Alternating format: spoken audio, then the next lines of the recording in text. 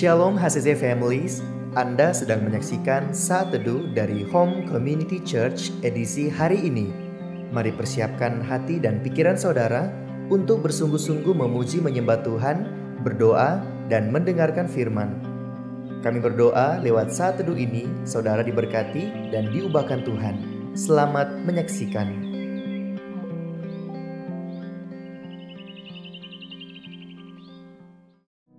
Shalom keluarga HCC, selamat pagi semuanya. Pagi hari ini kita boleh bangun dengan tubuh yang sehat, tak kurang satu apapun. Itu semua karena berkat anugerah Tuhan. So mari pagi hari ini kita mau bersyukur kepada Tuhan, kita mau menyembah Tuhan. Namun sebelum itu saya akan membacakan satu ayat firman Tuhan yang terambil dalam Mazmur 54 ayat 6. Sesungguhnya Allah adalah penolongku, Tuhanlah yang menopang aku. Kiranya pagi hari ini mari kita mau taruh pengharapan kita kepada Tuhan, karena hanya kepadanya kita menemukan pertolongan daripada Tuhan, dan Dia sanggup untuk menopang hidup kita. Mari pada pagi hari ini kita mau menyembah Tuhan, kita mau berterima kasih kepada Tuhan. Katakan terima kasih Tuhan, terima kasih. Kami mau bersyukur Tuhan.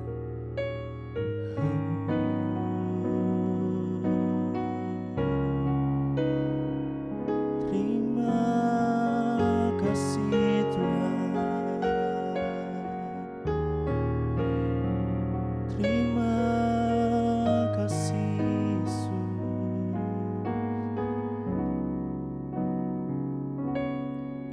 Saat ku berjalan,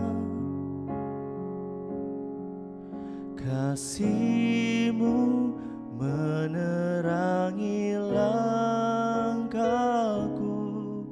Takut, tak ku bimbang, karena ku tahu Kau bersamaku. Kau lebih tahu yang terbaik bagiku. Kau lebih sanggup pulihkan hidupku.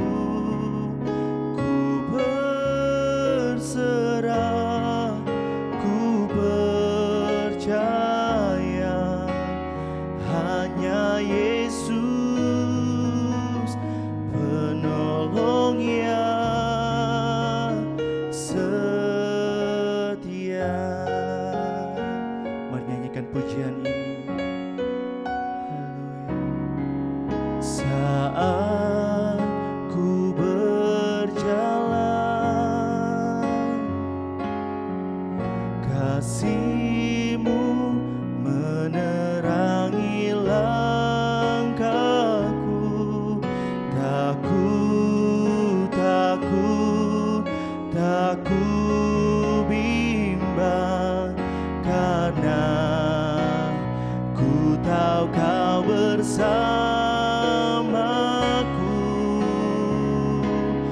Kau lebih tahu yang terbaik bagiku.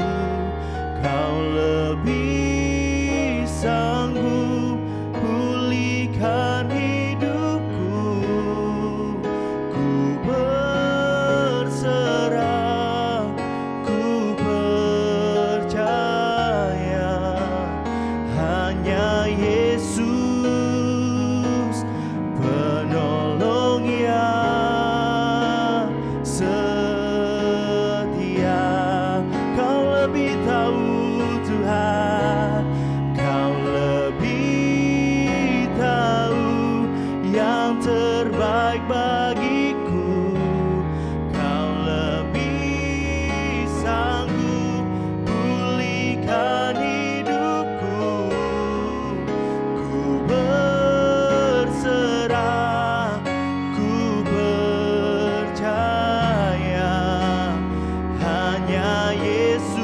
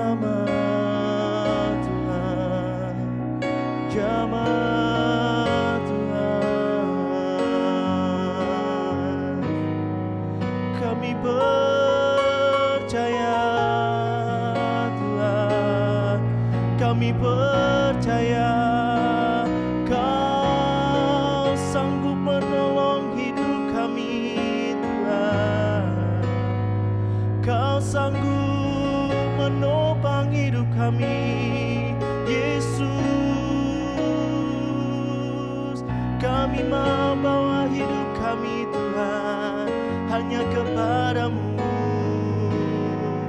kepadamu Yesus, Yesus. Kami mau menyembahmu Tuhan, kami mau menyembahmu Yesus, hanya kepadamu Tuhan, hanya kepadamu.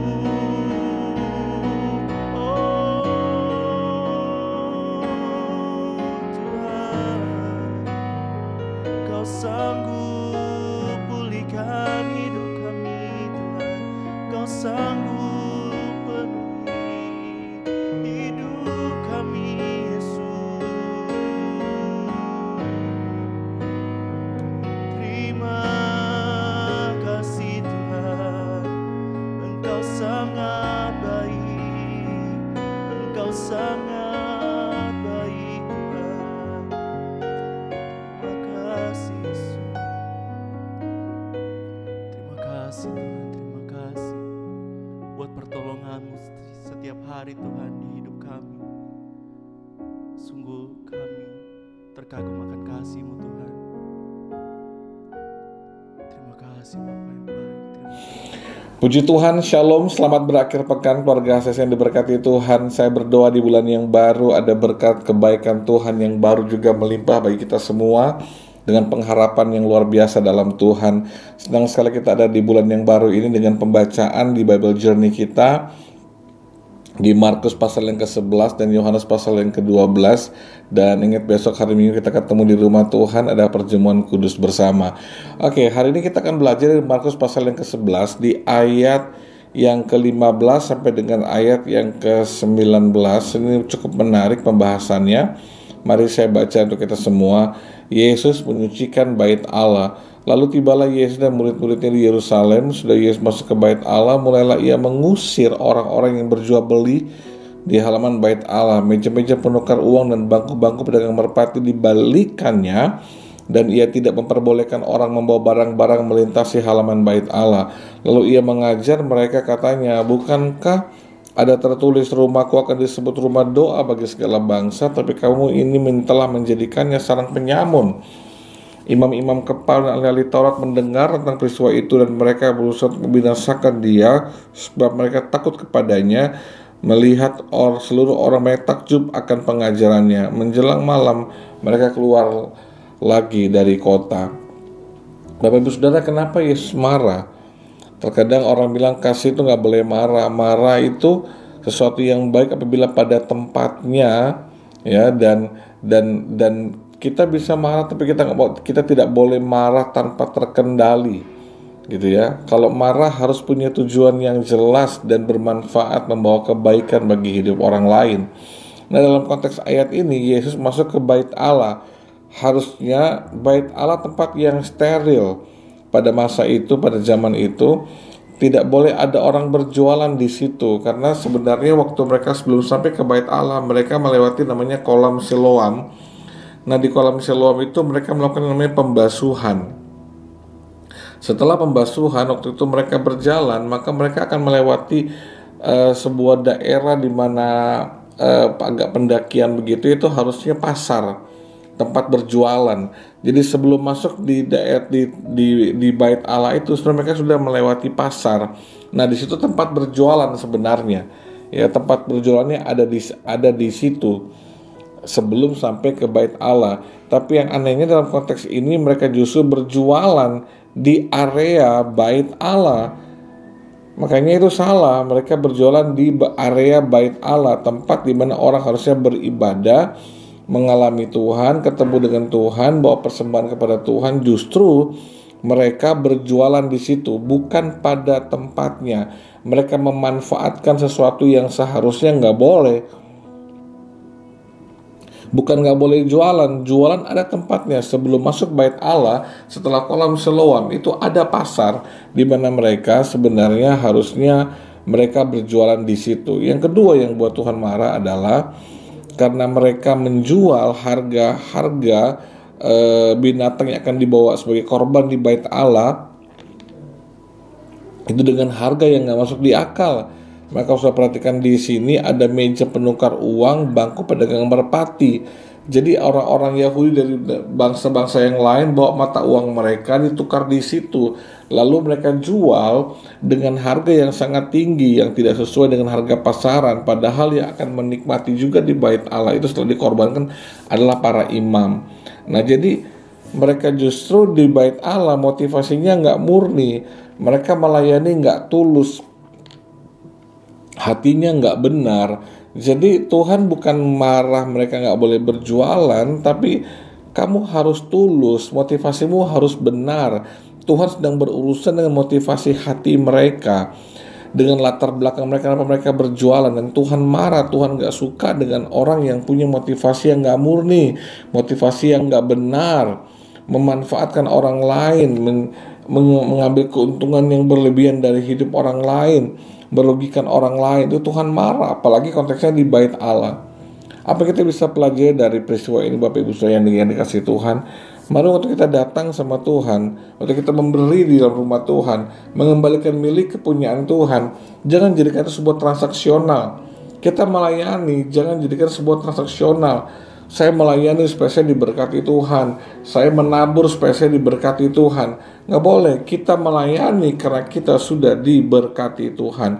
Saya melayani karena inilah ucapan syukur saya kepada Tuhan. Saya memberi karena saya sudah banyak diberi oleh Tuhan. Saya memberi karena Tuhan sudah baik sama saya. Saya memberi karena saya sudah diberkati Tuhan. Saya memberi karena ini ucapan syukur saya kepada Tuhan. Saya kembalikan milik kepunyaan Tuhan karena saya sungguh-sungguh mengasihi Tuhan. Inilah bentuk ucapan syukur saya kepada Tuhan. Jadi saya memberi bukan supaya nanti saya dapatkan ini. Itu namanya transaksional. Akhirnya banyak kali kita bikin gereja itu jadi kayak gunung kawi. Kita bawa sesuatu, dapatkan lebih sesuatu. Nggak kayak gitu konteksnya dan konsepnya kita datang sama Tuhan. Sebab itu diperlukan hati yang murni, hati yang tulus. Kalau kita memberi karena memang kita mengasihi Tuhan, mengasihi rumah Tuhan, mengasihi jiwa-jiwa. Kalau kita melayani karena ini adalah ucapan syukur dari hati kita yang mengasihi Tuhan. Jadi semua yang kita lakukan kepada Tuhan, di dalam Tuhan, bersama dengan Tuhan, itu lahir dari hati yang tulus banget. Hati yang mengasihi dan mencintai Tuhan. Bapak Ibu Saudara keluarga yang berkati Tuhan, datanglah besok ke gereja dengan hati yang tulus. Berikanlah persembahan dengan hati yang tulus. Kembalikanlah milik Tuhan dengan hati yang tulus. Layanilah Tuhan dengan hati yang tulus.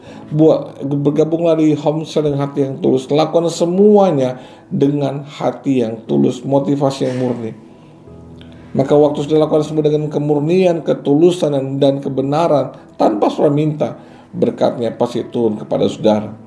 Doamu dijawab oleh Tuhan karena kita lakukan semua dengan hati yang tulus. Mari jaga hati kita agar hidup dalam kebenaran. Amin. Firman Tuhan, mari kita berdoa. Bapa yang baik, terima kasih buat firman yang kami dengar saat ini. Biar firman ini menguatkan kami, menjamah kami, menegur kami untuk kami bertobat Tuhan. Belajar dari peristiwa yang terjadi di bait Allah. Biar kami datang sama Tuhan dengan hati yang murni, motivasi yang tulus Tuhan, agar kami kedapatan benar di hadapan Tuhan. Berkati jemaat, berkati mereka, urapi dalam nama Yesus. Aku berdoa di bulan yang baru ini Tuhan pelihara dengan luar biasa semua jemaat dan keluarga. Mereka sehat, diberkati, semua dikerjakan berhasil bersama dengan Tuhan. Berkati kamu ibadah besok, hadirat Tuhan nyata, berkati ibadah di Palu dan di Luwuk.